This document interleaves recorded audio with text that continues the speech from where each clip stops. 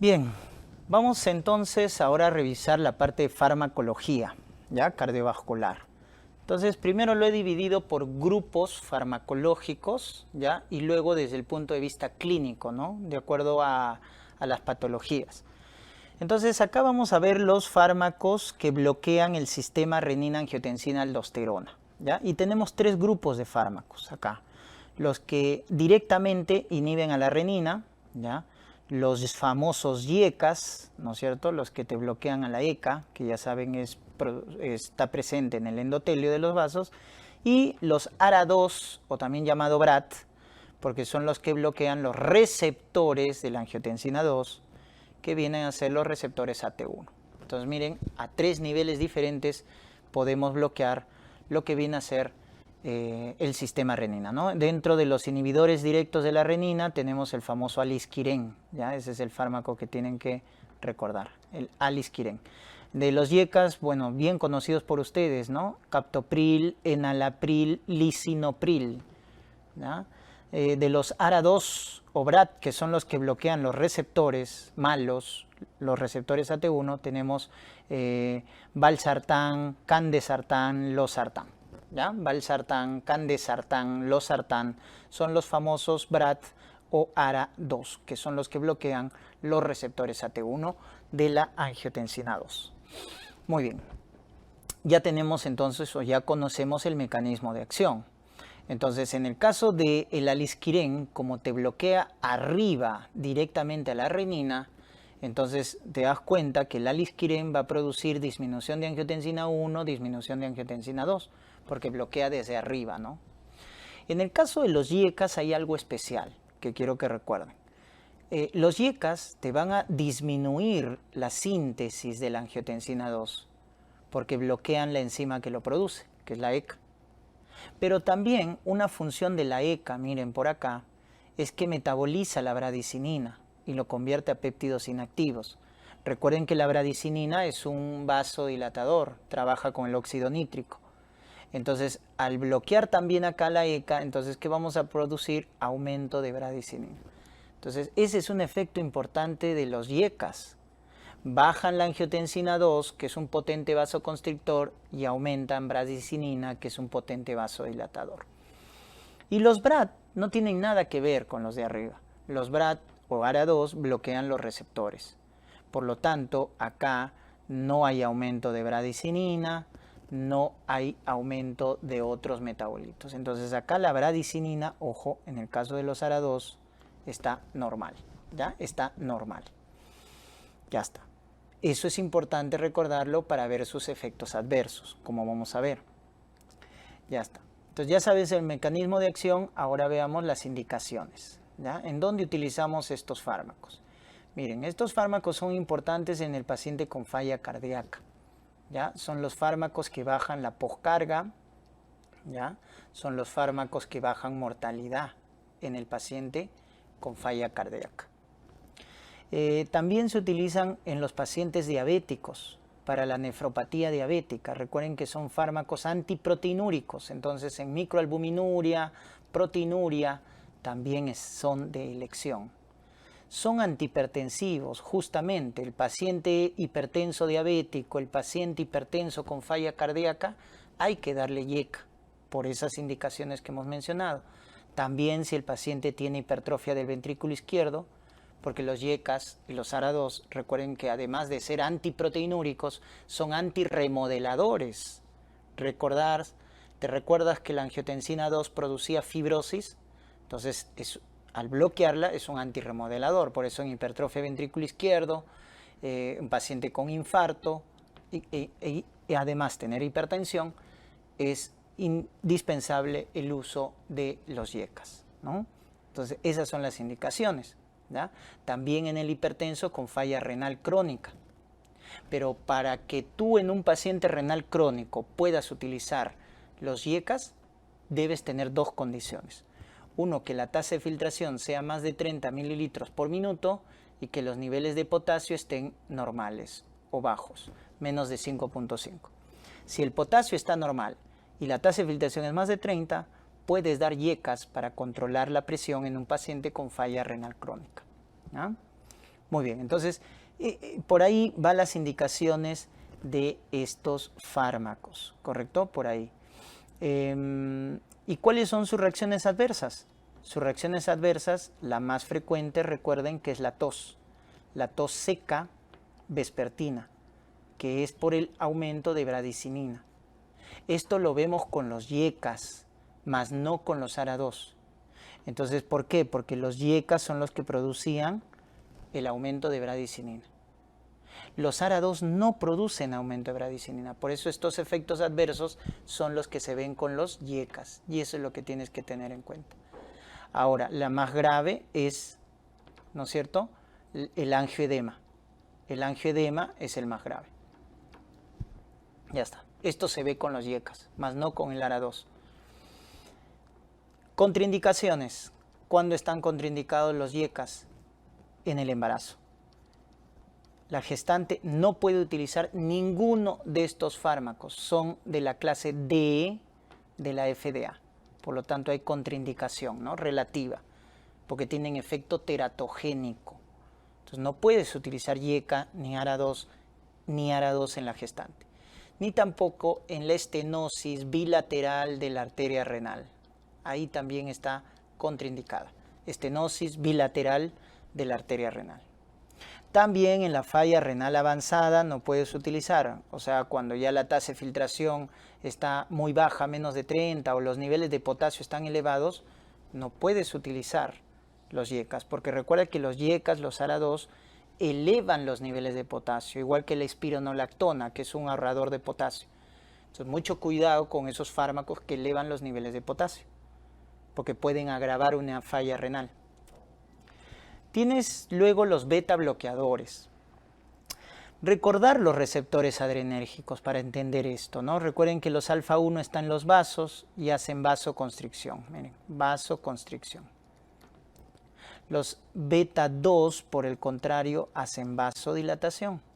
Los beta 2, vasodilatación. El beta 1 está en el corazón, aumentando la fuerza de contracción, aumentando la frecuencia cardíaca, porque recuerden que el tono simpático es excitador, y también están en el riñón, aumentando la renina. Ojo, al estimular los receptores beta 1 en el riñón, aumentamos la secreción de renina. Y el alfa 2 es a nivel presináptico. Inhibe la liberación de norepinefrina.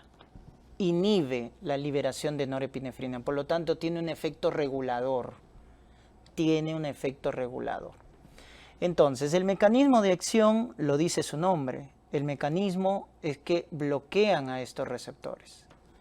En algunos casos, de manera selectiva, bloquean solo a los receptores beta 1. Por eso se llaman beta selectivos, ¿no? Beta block selectivos, porque solo bloquean al beta 1. Entonces, ahí la mnemotecnia es MAVE, ¿ya? Acuérdense, MAVE. Metoprolol, atenolol, bisoprolol y esmolol son los beta block selectivos. Pero también tienes los no selectivos, los que te bloquean al beta 1 y al beta 2. Y el beta 1 y el beta 2, los no selectivos, el más representativo es propranolol, timolol, nadolol, pindolol. Esos son los beta block no selectivos, ¿ya? Propranolol, timolol, nadolol, pindolol. Pero también tienes los mixtos, los que te pueden hacer bloqueo beta y también bloqueo alfa. Correcto, esos son los mixtos, ¿no? O de última generación, donde está el labetalol, donde está el carvedilol, ya son beta block mixtos, ¿correcto? Beta block mixtos. Muy bien, porque te hacen bloqueo alfa y bloqueo beta, ¿no? Ya está. Indicaciones. ¿Dónde están indicados, no es cierto, los beta bloqueadores?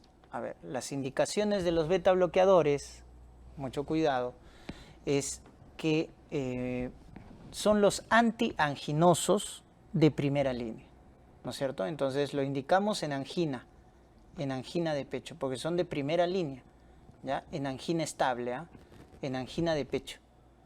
Son los antianginosos de primera línea, en el cuadro crónico, en la angina estable. ¿Qué más? También lo utilizamos en pacientes con falla cardíaca, porque también reducen la mortalidad al igual que los IECAS en falla cardíaca. Pero solo se utilizan algunos, no todos. El mejor es carvedilol. Luego está metoprolol, bisoprolol y el último aprobado es nebivolol. Por eso hay una mnemotecnia que es Comenbistec. Ya Comenbistec, carvedilol, M de metoprolol, luego bisoprolol y nebivolol. ¿Ya? Pues la mnemotecnia Comenbistec. Carvedilol, metoprolol, bisoprolol y nebivolol. ¿Ya? Son los 4 beta block aprobados en ICC. También son antiarrítmicos. Entonces, son de la clase 4, de la clase 2 de la clasificación de Bunny-Williams. Y sobre todo se utiliza para arritmias supraventriculares, tipo fibrilación auricular, para controlar su frecuencia cardíaca. Controlan la frecuencia cardíaca en los pacientes con FA. También se utilizan en lo que viene a ser hipertensión arterial. Estamos en pacientes con hipertensión arterial que tienen migraña, que tienen hipertiroidismo. Recuerden que en hipertiroideo el beta block baja el tono simpático. En paciente micomiraña con hipertiroidismo, paciente que tiene temblor esencial, recuerden que el tratamiento del temblor esencial también es con beta block. Ya está, ahí utilizamos, ¿no? Se utiliza también para la prevención de la hemorragia varicosa. ¿Ya? Ahí, por ejemplo, utilizamos, ¿no?, los no selectivos, ¿ya? Propranolol, nadolol, carvedilol, en la prevención de hemorragia varicosa, porque los beta block reducen el flujo a nivel de la vena porta, ¿no? También lo utilizamos en la preeclampsia, en los estados hipertensivos del embarazo, ¿ya? Ahí utilizamos, por ejemplo, la betalol, ¿no? La betalol utilizamos en la preeclampsia, ¿ya? También podemos ver el uso de los beta block en el caso de glaucoma crónico. Utilizamos timolol. Recuerden que el timolol bloquea la producción de humor acuoso, con lo cual reduce la presión intraocular. Entonces, en el glaucoma crónico utilizamos timolol, ¿ya? Muy bien. Entonces tienen ¿no?, esas indicaciones. También, por ejemplo, podemos mencionar acá, ¿no?, en caso de la disección de aorta también, cuando hay esta emergencia hipertensiva, utilizamos la betalol o esmolol por vía endovenosa, ¿ya?, en disección de aorta para controlar la presión en una emergencia hipertensiva. Ya está. Miren, sus reacciones adversas, la más conocida, ¿no?, el famoso broncoespasmo, pues, broncoespasmo. ¿Y quién lo hace eso? Los no selectivos, porque el beta 2 también hace esto, ¿no? Hace broncodilatación. Entonces, al bloquear el beta 2, estás bloqueando la broncodilatación. Por eso su reacción adversa es el broncoespasmo. Y por eso cuando está contraindicado, cuando hay asma, cuando hay EPOC, en el caso de los no selectivos, está contraindicado. O cuando hay bloqueo auriculoventricular, ¿no? Cuando hay bloqueo auriculoventricular, también están contraindicados los beta bloqueadores. Luego tenemos los bloqueadores de canales de calcio. Los famosos calcio antagonistas, ¿no? Bloquean los canales tipo L de calcio. Canales tipo L, los lentos que están en los vasos. Y se clasifican en dos tipos, los dihidro y los no dihidro. Miren que los dihidros tienen más efecto en los vasos, produciendo vasodilatación. Ahí está la vasodilatación y bajando la resistencia. En cambio, los no dihidro tienen efecto más a nivel cardíaco. Por eso los no dihidros se utilizan más como antiarrítmicos. ¿Dónde está verapamilo, diltiazem? Verapamilo el más potente. En cambio de los no dihidro tenemos los pinos, ¿no? Nifedipino de acción corta, amlodipino que tiene acción larga etcétera, ¿no? Miren el nisoldipino, que tiene hasta por 1000 veces el efecto a nivel de la vasculatura periférica. Entonces, los dihidro tienen efecto periférico y los no dihidro, verapamilodiltacin, tienen efecto central a nivel cardíaco. Al bloquear los canales L, ahí está, miren, estamos bloqueando los canales L, entonces bloqueamos la entrada de calcio en el músculo liso y por lo tanto bloqueamos la contracción del músculo liso, ¿no? Porque acá, miren, vamos a recordar ya de la contracción del músculo liso en los vasos. Entonces el músculo liso de los vasos, al igual que el músculo, en este caso cardíaco, depende del calcio extracelular, ¿no? Porque como pueden ver, el calcio extracelular ingresa, se une con la calmodulina, ¿ya?, en el citoplasma. A diferencia del corazón, en el músculo cardíaco el calcio se une a la troponina C. Acá se une con la calmodulina y este complejo es el que finalmente activa a enzimas llamadas quinasas que van a fosforilar. Y estas quinasas lo que hacen es fosforilar las cadenas de miosina, con lo cual la miosina con la actina interactúan, produciendo la contracción del músculo liso. Es importante esa fosforilación y para activar esas enzimas llamadas quinasas tiene que unirse el calcio con la calmodulina. Entonces el calcio es que le inicia toda la cascada. Entonces estos fármacos lo que hacen es acá bloquear los canales de calcio, ¿ya? Bloquear los canales de calcio. ¿Estamos? Muy bien. Entonces, ¿en qué casos lo indicamos? Indicaciones de los calcio antagonistas. Bueno, lo podemos indicar en paciente con hipertensión arterial, sobre todo cuando tiene, por ejemplo, fenómeno de Raynaud, cuando tiene angina de Prinzmetal, que es producido por vasoespasmo coronario.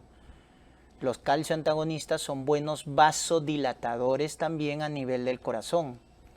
Por eso lo indicamos en angina de Prinzmetal, es su tratamiento de elección. O en fenómeno de Raynaud, que es un estado de vasoespasmo. Entonces, en esos estados, hipertensión con fenómeno de Raynaud, hipertensión con angina de Prinzmetal, va muy bien calcio antagonistas. Lo utilizamos como antiarrítmicos, los no dihidro, ¿no? Antiarrítmicos de clase 4 para arritmias supraventriculares tipo FA, igual que el beta block, para controlar la frecuencia cardíaca en el FA. Lo utilizamos como antiarrítmicos, lo utilizamos como tocolítico y como antihipertensivo en preeclampsia. ¿Quién cumple esas características? Nifedipino. Recuerden que el nifedipino es el tocolítico más potente y también lo utilizamos en estados hipertensivos del embarazo como antihipertensivo, ¿ya? Entonces, nifedipino, ¿no? Prevención del vasoespasmo en hemorragia subaracnoidea aguda, el nimodipino. Nimodipino. Prevención del vasoespasmo en hemorragia subaracnoidea. También lo utilizamos en acalasia, en espasmo difuso del esófago. Como acá hay mucha contracción, en el caso de la acalasia hay una contracción excesiva del esfínter esofágico inferior y en el espasmo difuso hay una contracción excesiva del cuerpo del esófago. Entonces también ahí utilizamos como parte de manejo médico calcio antagonistas, ¿no? Nifedipino, ¿ya? Nifedipino. Muy bien, entonces esas son las indicaciones que le damos, ¿no es cierto?, a los calcio antagonistas. Su reacción adversa más frecuente, el edema, ¿correcto? El edema que se ve en los pacientes que consumen calcio antagonistas. También se observa en el caso de los dihidropiridínicos, ¿ya?, se produce taquicardia refleja, que se ve en los dihidropiridínicos, más no en los no dihidro, porque los no dihidro causan bradicardia, ya que frenan al nodo auriculoventricular. Entonces los no dihidro causan bradicardia, pero los dihidro producen taquicardia refleja. Ya está, producen estreñimiento también, constipación, ¿ya? Muy bien. Contraindicaciones donde no puedes utilizar calcio antagonistas, falla cardíaca sistólica. Está contraindicada si hay falla cardíaca sistólica. Ya está. Y ahora vamos a ver ya por entidades clínicas. También podemos enfocar el estudio de farmacología, ¿ya? Entonces, tenemos los antihipertensivos, el grupo de los antihipertensivos, ¿ya? Entonces, vamos a clasificarlo por el punto de acción, ¿correcto? Por el punto de acción. Entonces, por ejemplo, tenemos los vasodilatadores, o sea, los que actúan acá, ¿no es cierto? Haciendo vasodilatación. Entonces, ¿quiénes hacen vasodilatación y por lo tanto bajan la resistencia vascular periférica? Y con ello bajan la presión. Porque ya hemos dicho, presión arterial es igual a gasto por resistencia vascular. Ahora, gasto es volumen por frecuencia cardíaca. Entonces, si tú bajas la resistencia o bajas la frecuencia o bajas la volemia, bajas la presión arterial. Entonces, los que hacen vasodilatación, lo que están haciendo es bajar la resistencia y con ello bajan la presión.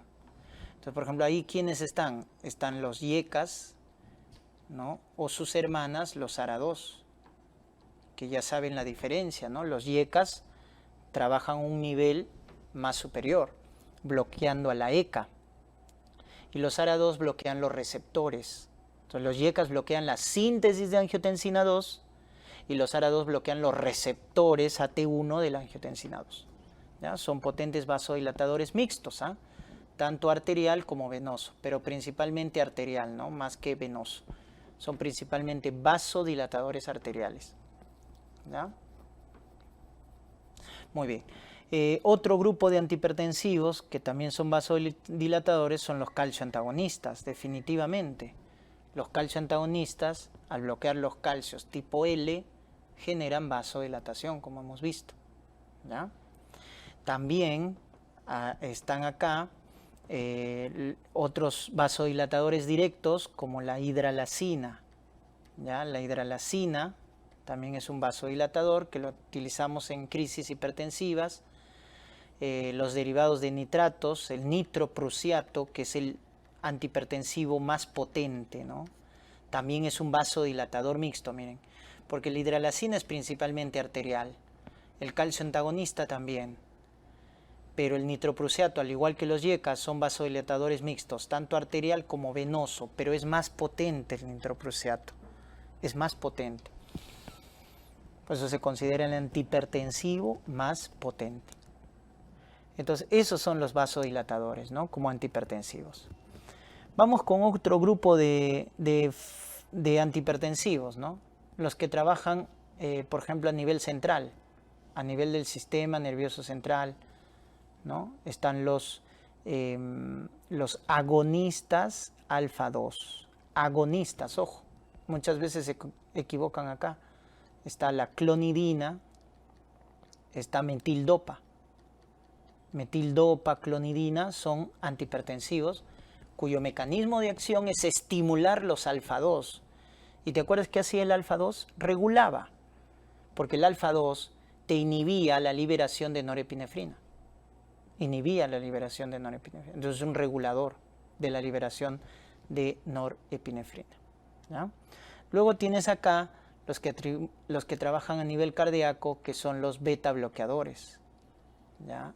Entonces los beta bloquean los receptores beta 1, con lo cual bajan la frecuencia cardíaca. Entonces al bajar la frecuencia cardíaca, la fuerza de contracción, es que es de esa manera como bajan la presión, ¿ya? Y luego tienes los diuréticos. En el caso de los diuréticos, ¿no es cierto? Acá tienes los diuréticos que trabajan a nivel del riñón. ¿Qué es lo que hacen? Bajan la volemia y con eso bajan la presión arterial. Pero ojo, los diuréticos a largo plazo bajan la resistencia vascular. Y ese es su principal mecanismo para bajar la presión. O sea, su efecto a corto plazo para bajar la presión es bajar la volemia por su efecto diurético. Pero su principal efecto para bajar la presión a largo plazo, que es lo que quieres, es interferir con la entrada de calcio en los vasos, con lo cual bajan la resistencia. Eso es muy importante. Eso es saber farmacología. Cuando te pregunten, ¿por qué los diuréticos, no? Las tiazidas, pues los más conocidos, ¿no? Las tiazidas, la hidroclorotiazida. ¿Por qué baja la presión? No tanto por reducir la volemia, sino por reducir la resistencia. Ese es su principal efecto, ¿ya? Muy bien, entonces esos antihipertensivos son los que se utilizan, ¿ya? Y podemos precisar, pues, que los YECAS, por ejemplo, lo utilizamos en la hipertensión cuando el paciente tiene diabetes, cuando el paciente tiene falla cardíaca, cuando tiene proteinuria, cuando tiene microalbuminuria, cuando tiene hipertrofia ventrículo izquierdo, ¿no es cierto? Cuando tiene enfermedad renal, les mencioné, pero la tasa de filtración debe estar más de 30 o los niveles de potasio normales. Si es así, puedes dar YECA o ARA2 en paciente que tiene falla renal, ¿no? Ya está. Contraindicado en gestantes, contraindicado en estenosis bilateral de la arteria renal. Los calcioantagonistas son de elección en el paciente hipertenso que tiene fenómeno de Raynaud, que tiene angina de Prinzmetal, en paciente con fibrilación auricular para controlar su frecuencia cardíaca, ¿no es cierto? Y también en la falla renal crónica, cuando ya no puedas utilizar YECAS. ¿Qué pasa si tu paciente con falla renal crónica, su tasa de filtración está menos de 30 o sus niveles de potasio están elevados, más de 5.5? Entonces ya no puedes utilizar YECA para controlar la presión en ese paciente. Entonces ahí es donde das calcio antagonistas, en el paciente con falla renal avanzada. La hidralazina se utiliza en casos de emergencias hipertensivas y puedes utilizarla sin problema en el embarazo, ¿no? Puedes utilizarla sin problema en el embarazo, ¿ya? Mucho cuidado con una reacción adversa que es el lupus-like, ¿no? Hidralazina puede inducir lupus inducido por fármacos. El nitroprusiato también lo utilizamos en emergencia y hemos dicho que es el más potente de los antihipertensivos, ¿ya? Más potente de los antihipertensivos. Contraindicado en el embarazo, produce anemia megaloblástica porque altera la absorción de vitamina B12, ¿ya? Altera la absorción de vitamina B12. Muy bien, metildopa lo utilizamos en el embarazo, en preeclampsia, ¿ya? Mucho cuidado con su reacción adversa que produce hepatitis, produce necrosis hepatocelular, ¿ya? Entonces produce hepatotoxicidad, metildopa. También produce hiperprolactinemia, ¿ya? Recuerden que estos fármacos pueden elevar la prolactina. El beta-block lo hemos dicho en paciente hipertenso que tiene migraña, paciente hipertenso que tiene hipertiroidismo para bajar el tono simpático, paciente hipertenso con temblor esencial, paciente hipertenso con fibrilación auricular, paciente hipertenso con angina, porque es el antianginoso de primera línea. Entonces, en ese contexto, los beta-block van muy bien. El problema es con su efecto adverso de los no selectivos, el broncoespasmo. Mucho cuidado en pacientes con EPOC, en pacientes con asma, ¿no? Tiazidas va muy bien en el paciente hipertenso de raza afroamericana, ¿ya? En el paciente hipertenso con osteoporosis, porque recuerden que las tiazidas son los únicos diuréticos que empleas o que permiten la reabsorción de calcio. Por eso lo utilizas en hipertenso con osteoporosis, también cuando tiene cálculos de oxalato de calcio, acuérdense, porque trata la hipercalciuria, ya que las tiazidas reabsorben calcio, ¿ya? También en el paciente hipertenso adulto mayor va muy bien las tiazidas como manejo de la hipertensión, ¿ya? Mucho cuidado en pacientes con gota, porque la tiazida eleva el ácido úrico. Mucho cuidado en pacientes con dislipidemia. Está contraindicado en pacientes con gota, porque eleva el ácido úrico, en dislipidemia, porque eleva colesterol, triglicéridos, ¿no? Ojo que puede producir plaquetopenia, puede producir pancreatitis aguda, ¿no? Como reacciones adversas, ¿ya? Y está contraindicado en gota y en dislipidemia. Ya está. Esos entonces son los grupos de antihipertensivos.